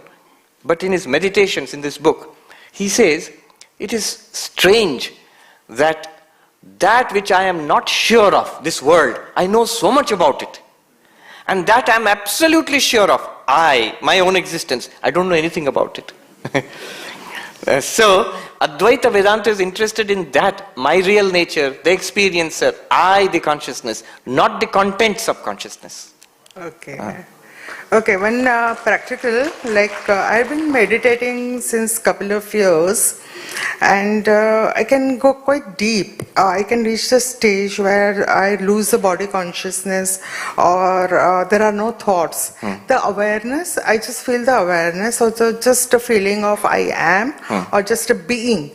So that is reflected consciousness, right?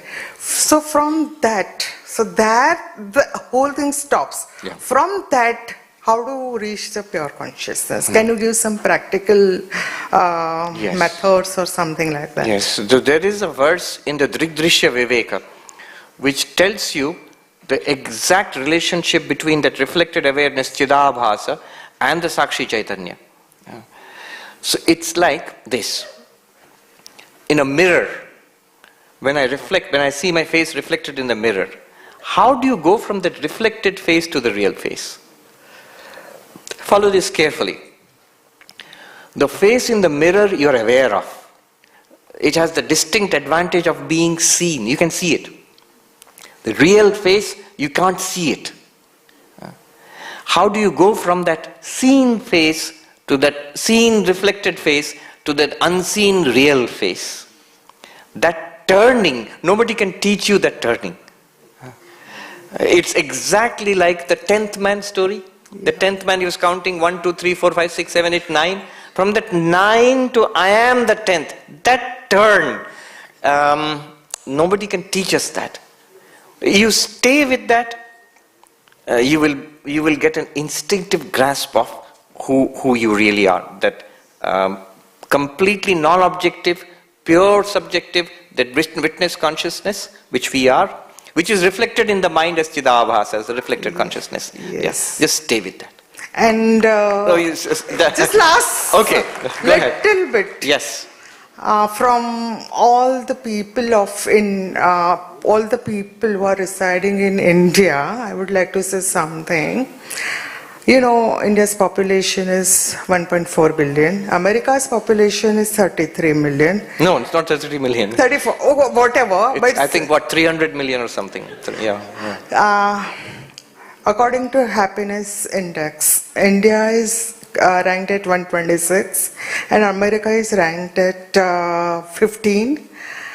So in short, there is more suffering in India, and we see you as modern Swami Vivekananda.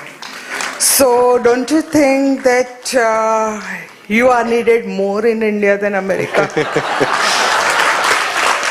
But my reply to that would be, you have sent me to America. We haven't, sir. I've been trying to get in touch with you since 4 years. So I am there in the Vedanta Society of New York. It was founded by Swami Vivekananda himself. And so this is part of our outreach from the Ramakrishna mission to the rest of the world, to the United States and other countries. And thanks to this new technology now, like the YouTube and everything. So we are in touch all over the world. Thank you so much. Thank you for that. May I just have your blessing, please? All right. Please come.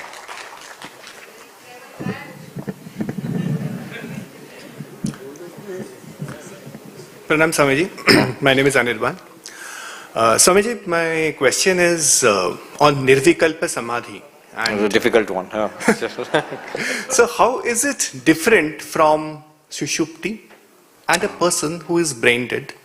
Isn't it that the mind and Chitta is not working in all the three states and consciousness is also there in all the three states? So how is it different? If you could explain. Yeah. Nirvikalpa Samadhi and Sushupti are different. In Sushupti, the mind is absorbed back into its primal ignorance. And in Nirvikalpa Samadhi, the mind is awake. It has not fallen asleep. It is just like an unflickering flame. And the Bhagavad Gita calls it this, like a flame in a windless place. So the mind is awake, but it's not thinking. It's completely and deeply absorbed in one object, and so that is Samadhi, Nirvikalpa Samadhi. Consciousness is constant all throughout. Whether it is in Sushupti or Nirvikalpa Samadhi or when brain dead, coma state, it is one and constant. So mind is there in Nirvikalpa Samadhi? Mind, yes, it's there. Okay. Mind has not been absorbed back into its seed state, which is there, what happens in deep sleep. Okay, thank you. Thank you. Pranam. Tell us your name and ask the question. Yeah. Pranam Swami, my name is Nikhil Samant. Ji. And my question is, whatever little knowledge I have in reading Swami Vivekananda and the illustrious Ananda Kumar Swami, so this question is based on that. So could we say that consciousness, so to speak, quote unquote, manifest itself so that it can know itself? Because whatever little I have read on the world religious traditions, so I came across the early church fathers' sayings that God became man so that man might become God. It's a very cryptic and profound saying. Also, there is a very cryptic Hadith al-Qudsi, I mean the holy utterance, where the first person is the speaker, Allah, not the prophet. that I was a hidden treasure and I desired to be known. So I created this universe, the man. So your take on this, I mean, my original question, whether Sachidananda manifests itself or project itself so that it can know itself? I mean, yes. Yeah. Sure. The answer to that, short answer to that would be yes, straight away. Yes. But it manifests itself so that it can know itself. We are already imputing some desire to it and some kind of limitation to it. One can just say, in the language of Gaurapada, for example, Devasya Esha Swabhava. This is the very nature of that shining reality. So, to manifest itself is the nature of pure consciousness, Satchidananda. And to not manifest itself is also the nature of Satchidananda. Yes. So suppose there's this question, interesting question is asked, why is there anything at all? This entire universe, why is there anything at all? Well, why does Brahman appear as anything at all? That question may be asked. The answer to that is, what are the logical choices before Brahman? Either to appear as something or to be nothing. Yes. And Brahman is doing both. In deep sleep, nothing, blank. In dreaming and waking, experience of this universe. In Srishti and Pralaya, in Srishti and Sthiti, this universe is manifested. In Pralaya, cosmic dissolution, universe is not manifested. Now what more can poor Brahman do? The only two logical choices. Yes. It can either manifest itself or not manifest itself. And both it is doing. Yeah. If Brahman did not manifest itself, I mean, of course, the contingency does not arise, but suppose it did not manifest itself, we would complain, what a lazy, useless Brahman. Why isn't there anything? If it manifests itself, then we have this complaint. Why is it manifesting itself? So much problem, we have to go back to realize Brahman. So both of it, both the two logical alternatives are fulfilled by Brahman. Yeah. Thank you. Pranam Swamiji. My name is Tejpal Singh, and I actually came all prepared with the question, but regarding reflected consciousness and going from there to pure consciousness. But to my dismay, the ma'am already asked it. Very good. So the only thing that I want to ask is it staying with your sadhana or the meditation or the bhakti? Does that lead to that particular breakthrough, or is it all the grace of God? How does that happen? Just wanted to know. Staying with sadhana is absolutely, it's mandatory. Yeah. Because after all, what will you do otherwise? Yeah. There was one monk who wrote to Ma Sharada saying that I am doing so much japa. Why has God not revealed himself to me yet? And she was annoyed. She said right back to him that God will reveal himself in his own good time. And he is a sadhu. What else will he do other than doing japa? So what else will we do other than spiritual practice? Yeah. It's our real nature. It will manifest in due time. It will happen to everybody. That breakthrough will come to all of us. Okay. Thank you. Just one thing. It's an absolute honor to stand in front of you. Thank you so much. Thank you. You're very kind.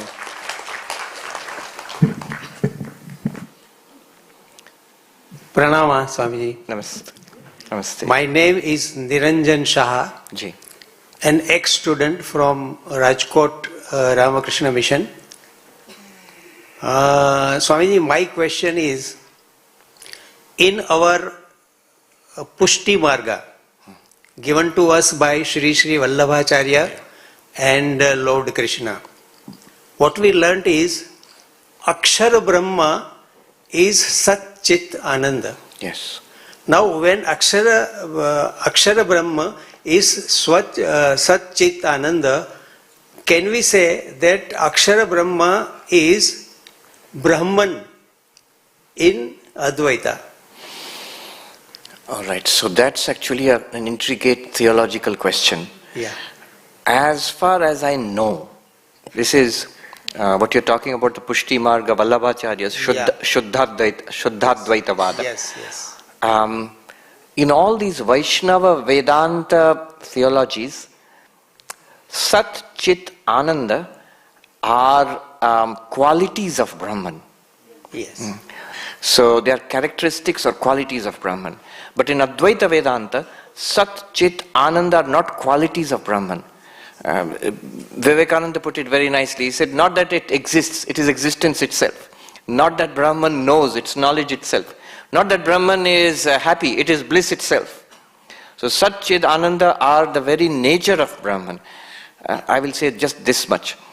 There are other differences also. For example, in Pushti Marga, it is Bhagavan Krishna who is the supreme. And Sat Chid Ananda would be the qualities of Krishna, would be characteristics of Krishna. So the personality of God, Saguna aspect of God, is supreme in Shuddhadvaita or in the Pushti Marga. This distinction is there, but I'll leave it at that. Okay. So There's a very beautiful book, Swami Tapasyanji's book, Bhakti Schools of Vedanta. Okay. So there is a biography of Vallabhacharya, and then Shuddhadvaita, there's a whole chapter on Shuddhadvaita. I'll refer you to that. yeah, so Akshara Brahma cannot be taken as Brahman in Advaita. As far as I know, I'll be careful not make a full commitment to it, but as far as I understand the general structure of Vaishnava Vedanta theologies, you cannot equate Nirguna Brahman of Advaita Vedanta with the Akshara. Yeah, because this is something something to translate from Dvaita to Advaita. Yes, that's true. Thank you so much. Thank you.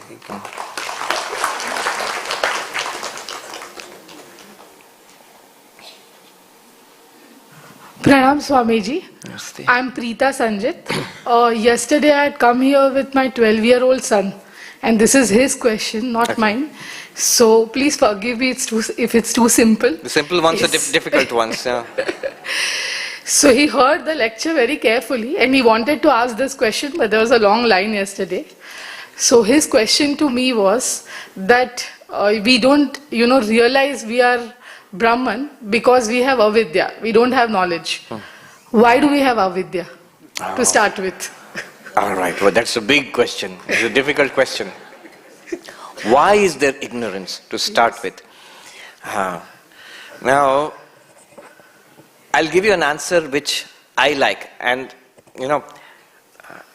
Swami Vivekananda said, this question itself is wrong. Now, that puzzled me. Why is this question wrong? In Advaita Vedanta, we will say that ultimately it is because of ignorance that we do not know Brahman, that we are Brahman. So, why is there ignorance at all? If you say that this question is wrong, we can still ask a question, why is the question wrong? And the answer is this. You cannot ask a question why about avidya, about ignorance. Why can't you ask this question? Because ignorance or maya has these components, time, space, causation. Causation is why. Causation means cause and effect.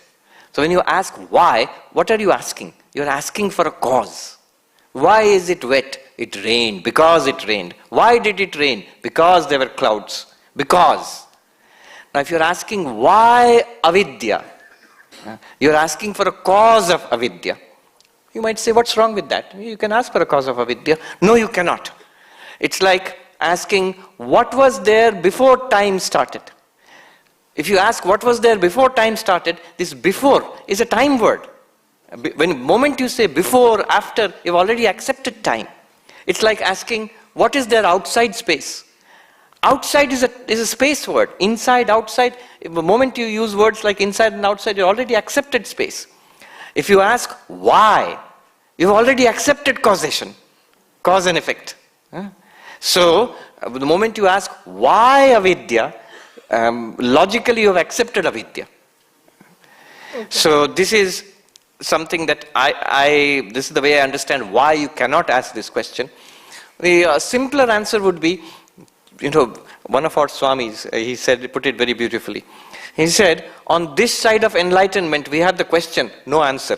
On that side of enlightenment, they have the answer, no question. They have no question at all. I'll leave it at that. I also had one small question to you. Anything for kids or, something which they can understand or easy to understand, which they can read and understand for themselves? There's so many books. There's Vivekananda for kids. There is I think I saw a Broadway play called The Lion King.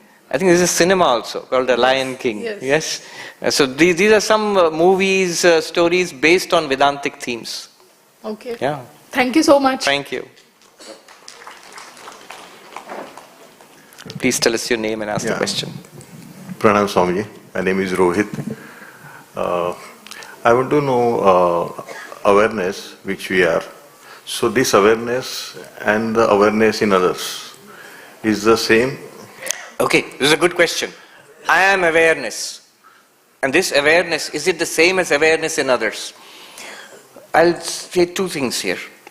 First of all, direct answer to your question. Yes. Sri Krishna says in the Bhagavad Gita, 13th chapter, Kshetragyam chapi mam vidhi sarva kshetreshu bharata. Know me, O Arjuna. Know me to be the awareness in all bodies, in all body minds. Field is body mind. So I am the knower of the field in all fields. I am the awareness in all body mind.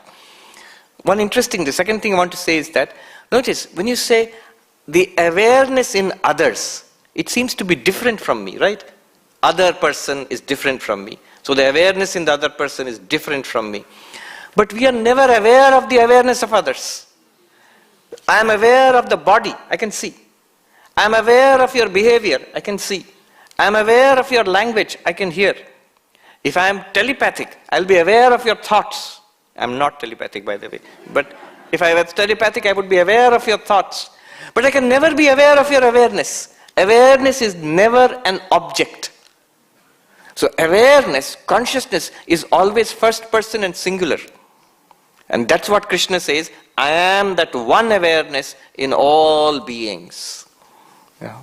That's very interesting. So this is what we call oneness? This is what we call oneness. This is the first step to oneness. I am pure awareness. This one pure awareness is the same in all beings. Bodies are different, minds are different, and this one pure awareness in all beings, this is the first step to oneness. The second step will be, but then what about bodies and minds and the world? They are all different entities? No, then they are all reduced back to this awareness. The mind, body, and the entire external universe, they are appearances in this awareness. The appearances in awareness are not different from awareness. In that sense, non-duality. That non-duality is the real oneness. Because otherwise, if you say awareness is one, but then other than awareness, so many things are there. Entire, Prakriti is there, apart from awareness. Still not oneness. When Prakriti is reduced back to awareness, to consciousness, then only oneness results. Yeah. So everything which appears is within me, and it said that in me I am in every. Right. Yeah. So everything that appears, three stages. Take it in 3 stages. Everything that appears to you, the awareness. Step 1. Appears in you, the awareness. Step 2. Appears in you, the awareness, as nothing but you, the awareness. You are appearing to yourself. This entire universe is you, the appearance, appearing to yourself. Yeah. That's Advaita's position. So this is what we called Anvaya. So one practice is neti, I am nothing, and the other practice is Anvaya, where we say I am everything.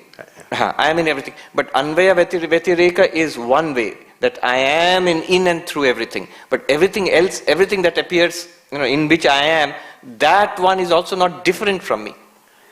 See, there is Anvaya, there is a string of pearls, and one string runs through all of them. The string, the necklace in that pearl necklace, the string is Anvita. It is Anvaya, it is going through all the pearls. But the string is not the pearls. But in Advaita Vedanta, we'll say, it's not that only consciousness is Anvaya, Anvita in all of us, but everything appears in consciousness. In consciousness. Yeah. And is nothing but consciousness appearing to itself. So that's a big step ahead. Thank you. Thank you. These are Thank very you deep, so much. deep Thank you questions. so much. Thank you. Pranam Swamiji. My name is Satish Dutt, and I have been listening to your YouTube talks since 4 years, and got some amount of understanding and clarity about who am I. And because of you, I am standing here and got all my questions answered till now. Now I am at the stage of Nididhyasan, where I am practicing this knowledge in my day-to-day life, and where I am alone and in a favorable situation, I can effortlessly stay as awareness, as consciousness, as witness only. But whenever the unfavorable situation comes or a negative person or a interact situation comes, then immediately I found myself in the mode of the person as jiva. And then it takes little time to shift back my attention to the witness consciousness, and then I realize I don't need to interact or react to that person. Right. So how to stay in the difficult situation as awareness itself? You are choicelessly awareness in the difficult situation also. Okay. Yes. This thing that I was serenely awareness, unmoved, peaceful, then something upsetting happened. A person or a difficult situation came along, and I reacted as a jiva, as this person. And then afterwards I shifted back to my awareness nature again. All of these are appearing to you, that one unmoved awareness. Yes. See, who is saying that I was peaceful, I became disturbed, now I am peaceful again? Is it awareness saying that or the mind? It's the mind, not awareness. It's the mind. So I'm still in the mind basically. Yes, but you are actually awareness, not in the mind. It's the mind which raises these questions. It's the mind which has these problems. And the mind says, I was peaceful, then I got disturbed. How do I remain peaceful? You tell the mind, don't bother, I don't care about you. I am always peaceful. Yes? Yeah, it's basically the mind which throws up these problems. Okay. So basically when I'm sitting alone or I'm quiet, I'm still not reached to that level of awareness? No, or you are at that level. It's not even a question of level. You are choicelessly that. You don't have to make an effort for it. Okay. But however, let's be practical. If this problem is there and the mind keeps on putting this issue forward, then Advaita Vedanta recommends a course of nididhyasana. It is just to convince the mind that you are choicelessly awareness. Okay. And you don't have to make an effort to be awareness. It will convince the mind. Otherwise the mind will keep putting forward this complaint that I am peaceful, I am awareness, then I am disturbed again I am peaceful. Mind, that's mind. So nididhyasana, as you said, and many texts are there. Aparoksha Anubhuti has 15 practices of nididhyasana. Drigdrishya Vivek has 6 practices of nididhyasana. They will help. But initially, do we not have to put some effort to be effortless? Nididhyasana, exactly, certainly. Nididhyasana requires effort. Look at what Janaka just said. Evam vimrishatam nityam. In this way, reflecting continuously. So I am awareness, but I am reflecting continuously on this experience that I am awareness. Correct. Otherwise, the mind will keep on putting forward problems. Correct. So basically this continuously reflecting on the self is nididhyasana. Is nididhyasana. Trying to stay with it. Stay with it. Yeah. So trying to stay with it takes little effort. It does. It does. So it's always keep reminding you, you don't have to interact, you don't have to indulge, you don't have to stay as awareness. Yes. So this is the nididhyasana basically. This is nididhyasana, yes. Thank you very much. Thank you so much. All right, we just have 3 questions quickly, yes. Pranam Swamiji. Namaste. Okay. I came across a quote from Raman Maharishi, which says the mind is a bundle of thoughts. The thoughts arise because there is the thinker. The thinker is the ego. The ego, if sought, will automatically vanish. So I basically seek an answer or an understanding of how to seek the ego, because at the moment I can label some of my thoughts, feelings, emotions, that where is it coming from. Some I know that this reaction of mine to what somebody said is coming from the ego, something is coming out of my attachment, something is coming out of fear. But what is the way to seek the ego and then work on it and make it vanish? Don't try to seek the ego. Ego is there anyway, because the moment you say that I am seeking the ego, that's the ego. I am thinking, that's the ego. See, there's a Vedantic definition of the ego. Abhimanatmika antakkarana vritti ahankara. So ego is that appropriating function of the mind. That one which says, I think, I see, I hear, I speak, I remember, I desire, I like, I dislike. That one which integrates all the mental activities. That is the ego. That ahankara. Shankaracharya sings, ahankara na aham. Where does he sing that? Remember? Mano buddhi ahankara chittani na aham. I am not the mind, I am not the intellect, I am not the memory, I am not the ego. So literally if you translate, I am not I. How is that possible? See, even this ego, you are the witness of this ego. This ego appears to you, the consciousness. The pure subject, to that pure subject this ego appears. That is the vanishing of the ego. When you don't identify with the ego anymore. And that is the vanishing of the ego. Thank you so much. Swamiji, one more thing is that I cannot grasp the concept of beginningless. Endless, I can still understand. It will continue always. But I cannot grasp the concept of beginningless. Can you please give me some guidance? So beginningless and endless. So it will continue all the time. Even that is not really endless. Beginningless and endless, they presuppose, time. Something was there since beginningless time. Endless means something will continue till forever without any end in time. But really beginningless and endless, it means that it's not in time. It's time itself appears to you, the consciousness. Are you talking about beginningless consciousness? So time itself appears to you, the consciousness. So this concept of beginningless, endless, it's a time concept. See, when we talk about Atman, Brahman, it is beginningless, endless, already you have accepted time. Then you're speaking in terms of time. Consciousness, Atman, Brahman is all pervading. You've already accepted space. Then you're saying it is all pervading. Everything is Brahman, Sarvam Kalvidam Brahman. You've already accepted everything. Then you are saying everything is Brahman. So this Desha Kala Vastu, accepting that, we are saying Sarva Vyapi, Nitya, Sarvam Kalvidam Brahma. But actually in itself, consciousness is beyond space, beyond time, beyond object. I'll leave it at that.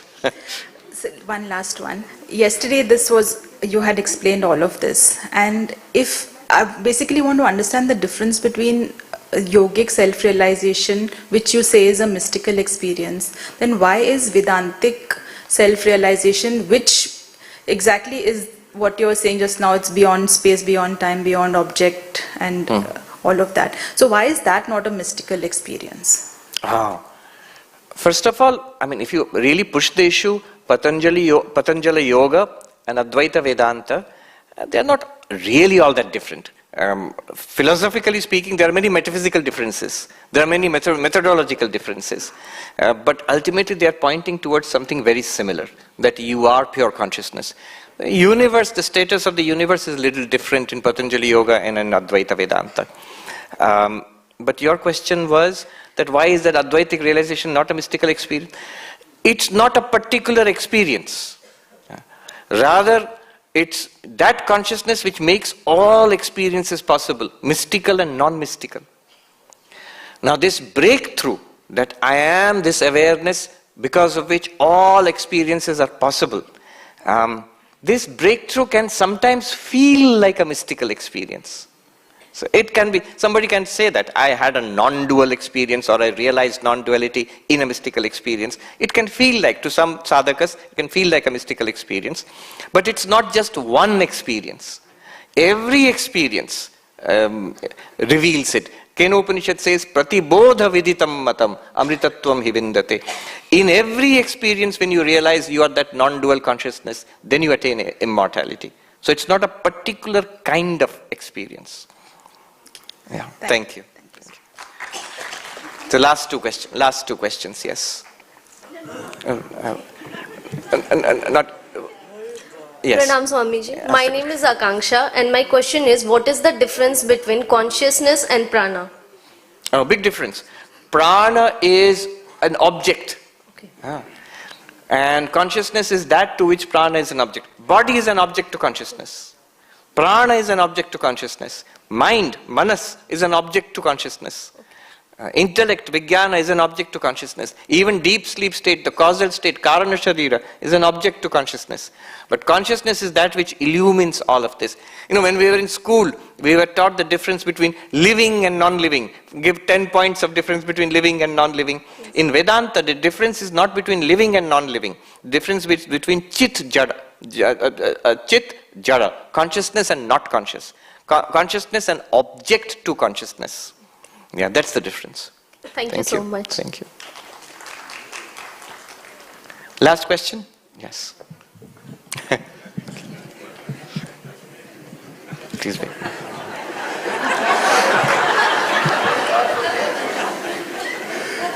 Koti Koti Pranam, Swamiji. So I've finished your sessions on Drigdrishya Viveka and Aparokshanubhati. And my self-inquiry has led me to this stage, so it's kind of practical. Just to give you some reference, so 4 months ago, I went under general anesthesia for the first time, and it lasted longer than it should have, etc. Now the question that the Sakshi, or the pure consciousness, can never be perceived.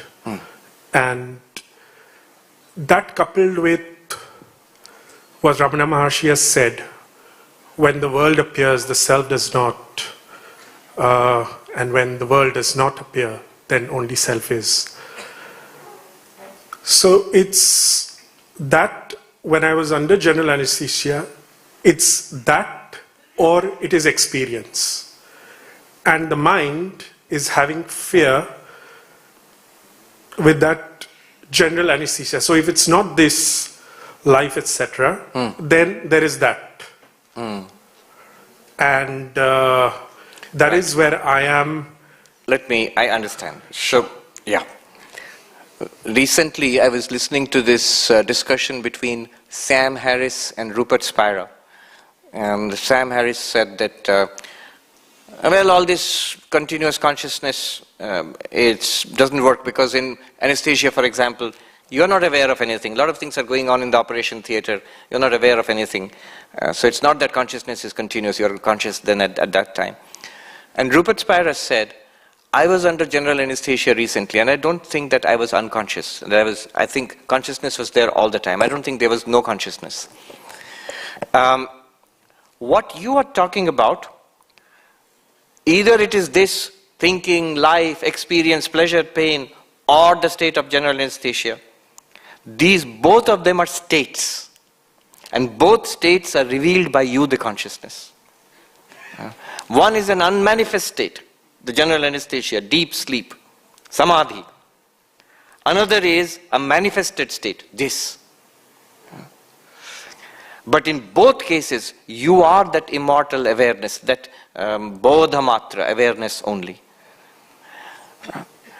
So it is not really that when this is there, pure consciousness is not there, and when this is not there, then only pure consciousness is there. Not like that. Only in one case, what Ramana Maharshi says, it is true, it can be explained in this way. When this is there, pure consciousness itself seems to be covered over because of the presence of multiple upadhis. You see the transparent crystal, if you put a red flower near it, it looks red, it does not look transparent anymore. But suppose you remove the red flower, it looks transparent again. So in that sense you might say pure consciousness is there when the world, the upadhis do not appear. But Advaita position is whether the upadhis are appearing or they are not appearing, whether this world of life, thought, pain, suffering is there or it's not manifest. In all cases, you are that bodhamatra, awareness only. You need not be afraid. Whether your face is being reflected in the mirror, if you take the mirror away, your face as such, that's a good example to show what Ramana Maharshi meant.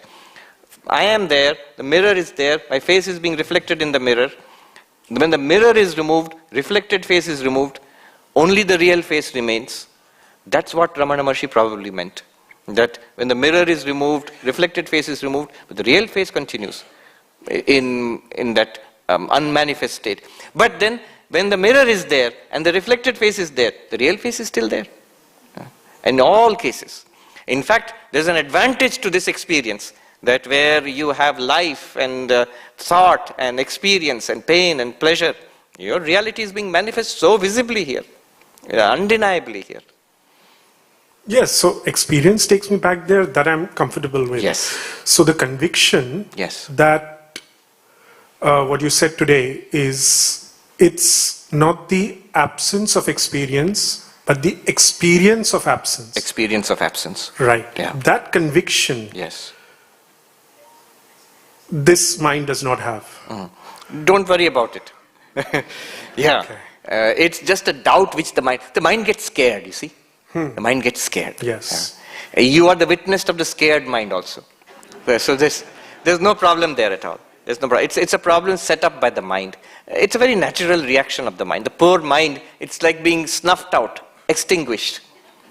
Nirvana, the definition of nirvana. What is snuffed out or extinguished in nirvana? It's the mind, not the witness consciousness. Thank you. Thank you. Thank you. Thank you. Pranam Swamiji. Yes. My name is Ashok Hinduja. Yes. My question is, we are aware and we are conscious. We are not mind and body. So who is conscious? What is aware? Our soul or our self or Atman, Brahman, that is aware, that is conscious. Who is conscious? We are not mind and body, then who is conscious? Who is aware? Our soul, self, God, Brahma, Atma.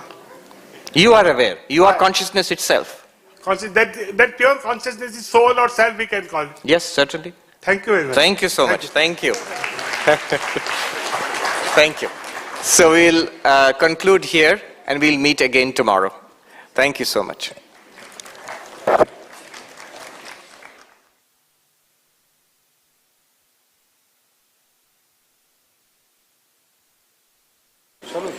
Request all the devotees to take the rear exit, so that will lead to you directly in the foyer. Please have tea and snacks before you leave for home. Thank you.